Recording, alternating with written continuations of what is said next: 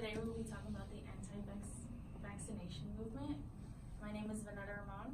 I'm Gabriela Sandoval. And my name is Samia Saeed.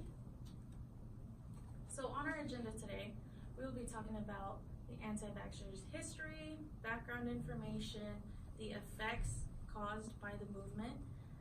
We will be talking about tech giants like Amazon, Facebook, and YouTube and how they are addressing the movement. We will talk about the influence that anti-vaxxers have and post-information era. We will talk about the manufacturers and distributors of vaccines and solutions for the future.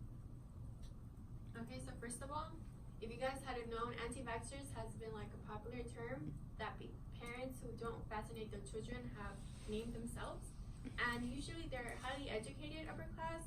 Like, it's not like people who are not, like, we would think of them as lower class, but they're actually educated mainstream. And they actually go to doctors, so they have their daily checkup, but they just don't trust information when it comes to vaccines.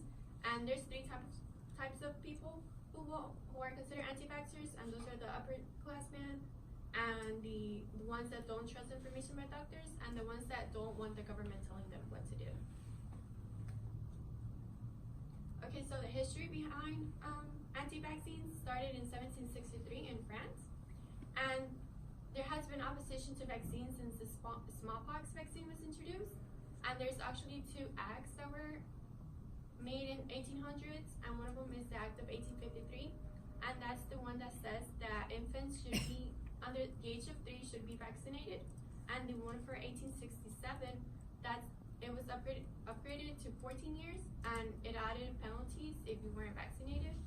And this opposition came about since Edward Jenner introduced vaccines. And to the image there is an image that was in the newspaper, and it just kind of says how vaccination is bad, and it was used to create awareness of how vaccines was bad. Alright guys, I'll be talking about some of the common misconceptions and beliefs about vaccination. There is a circulation of medical misinformation that's going around, which caused a lot of people to come up with conspiracy theories, such as the government's plot to keep population under control. Since not everything can be perfect, so vaccines that did not work perfectly, people started saying that they actually caused the disease rather than preventing it. One of the most influential person who misinterpreted the information was Andrew Wakefield. He has been taken off the British medical board because of the information that he spread. He actually said that autism was related to vaccines, and said that the CDC was covering up the US government's involvement in the high rate of autism. I will be talking further in the slides about how that happened. Okay, so anti-vaxxers. In 2000s, the measles were declared eliminated for the United States, but since people started again to not get vaccinated, states such as New York, where they're closely living together, started having cases, so an outbreak of 200 cases. And when you can see on the map of the US, you can see how other 12 states have also reported measles. So now I'm going to give an example of a business problem or an effect that deals with anti-vaxxers personally. So this problem, okay, so November 22nd, 2017 was when 50 hospital employees for the Essentia Health Hospital chain, which is a upper Midwestern hospital chain, were fired because they refused to get their flu shots. I know when we think of anti-vaxxers, we think of like moms who don't vaccinate their children or the wealthy, but it's actually more common than you think. Just by not getting your flu shot, you actually fall into the category of anti-vaxxers. It created a patient safety issue because if you're a nurse working in the hospital and then you get the flu and you're working with elderly people or babies who are more prone to sickness and haven't had their vaccinations yet, you could ultimately spread that disease to them. Another thing is that it became a patient safety issue, and I have a quote here from Dr. Schaefer, who is an infectious disease expert, and she said, "We don't give flu to our patients because, I'm sorry, let me start over. It's a patient safety issue so that we don't give the flu to our patients." So, she also stated that there was, every year influenza virus kills between 4,000 to 50,000 Americans, which is a big deal. Another big deal why it's a patient safety issue is because the gene mutates every year. So just because you got the vaccine last year does not mean that you're not prone to getting it this year. Now I'll be talking about tech giants. As I stated before, tech giants, I consider them as Amazon, who is a big e-commerce, the #1 e-commerce agency or industry right now. I will also be talking about YouTube and Facebook. So starting with Amazon, Amazon is tackling the anti-vaxxers movement by removing ads about anti-vax documentaries. Removed anti-vax documentaries, I apologize. So for this, I know there's a big documentary, it's called Vax, which my partner Samia will talk about later. They also pulled books with false information dealing with how vaccines cause autism. YouTube demonetized anti-vaccination channels. Demonetized means that they basically pulled the ads that were starting in the beginning of those anti-vaxxers channels. And so whenever they pull the ads, that's basically how you get your money in YouTube. So they're basically not paying them anymore to spread the misinformation. They also introduced an information panel pertaining to vaccines so that people could discuss problems and not be misinformed. Lastly, Facebook, they reduced the ranking of group pages, meaning that now when you search like vaccines or anti-vaxxers, it won't be the first thing that pops up.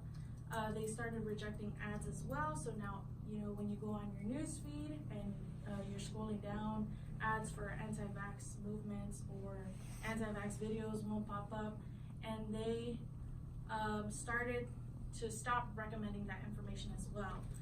And Monica Bickert, who is the head of global policy, had stated that the company is fully committed to combating vaccine misinformation. Okay, another social media platform that we're going to talk about is Pinterest. And Pinterest is a way to express and find inspiration. And here is where you can have different pictures for you to express yourself. And they're the first ones who had they were the first ones to have an initiative towards combating this anti-vaccine, and they they took a different approach. And they also had a change in their content rules for them to have like things as anti-vaccines blacklisted and polluted, so you're not able to see that kind of content anymore. And 80% of the users are mothers for anti-vaccine, so that's why it was important for Pinterest to take this action and take these away from their platform.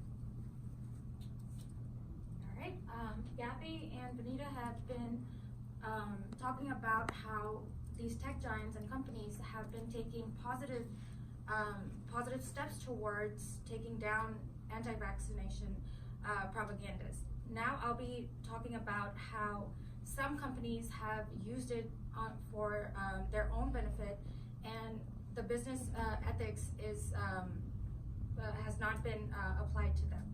So for the post-information era, information era was before the internet, when information was available, but there was no way to prove if the information was true or not. As I mentioned before, former Dr. Andrew Wakefield, he's known as the man behind the myth because he was the one who claimed to have vaccination and autism linked together. There have been several proofs and research work done throughout the years that have debunked it. Even then, 20 years afterwards, he made a documentary called Vax in 2016. The reason he was able to do that, even though he has been disregarded and criticized so heavily, is because with the money that he had made throughout the years with his books, it does take a little time for his article, like about 90% of his articles and all his certifications have been taken down. But he was still able to make this film. Amazon finally, after one of our representatives wrote a letter directly to Jeff Bezos, have taken it down. Netflix still offers it as a DVD, but not streaming. There are public forums where you can log in and request for it to have taken down. But the business ethics in this part, they're still looking at their benefit and the cost and their profits rather than the social benefit for everyone. The new threat for that Mr. Wakefield causes right now is right here in Texas. He is as a lot of people you might know, that anti-vaxxers can be a little passionate about their cause. There are numerous charities and businesses that are taking advantage of these people and taking large amounts of donations. Mr. Wakefield has been making about six figures each year. There are other effects for the manufacturing and distributions because of all the rise in the negative aspects of anti-vaccination. There is a high production cost, and the market price for vaccines have steadily been decreasing. There are also heavy regulations from the FTC and CDC because of all the mistrust in the medical for the medical industry. There are several companies that actually provide free vaccinations for over 500 million children all around the world, especially towards poor countries. These organizations have not been having the same amount of donations or investment throughout the years because of the negative effects. One of the example is Bill and Melinda Gates Foundation, that they have been steadily trying to get more awareness throughout the country. Okay, so now we're gonna see how are we gonna fix this problem of anti-vaccines being more and more common, and for them to influence other people. So then the vaccine bills are getting a comeback, and we feel like the legislator, when they're passing bills, is gonna help people, or they're gonna force people to vaccinate their kids.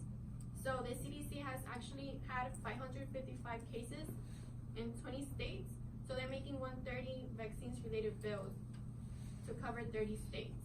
So this will help for more states to be regulating who's taking the vaccines. There are also, another way to fix the problem is reducing vaccine liability. Even after scientific proof proves that vaccines are not harmful, people like the anti-vaccine moms, for example, or the people in the flu, just don't feel like getting the vaccine. The CDC has codes and procedures to follow for such cases. For one of the ways that they are trying to get awareness without stepping on people's religious or personal beliefs is through the AAP refusal to vaccinate form. And through this form, you have to, this is a detailed form where you have to state for the doctors if your reasons are religious or personal, and you have to give a detailed reason for it. And by law, the doctors will then have to provide information, the right kind of information, to at least steer you to the right direction. A lot of businesses are required to have this form as well, because businesses are affected by, different businesses are affected by a lot of number of anti-vaxxers who are still spreading this message. Basically, the refusal to vaccinate form is a waiver form that you have to fill out saying that it's either religious or a personal belief. We don't show that. Okay, so that would be clear presentation. Thank you so much.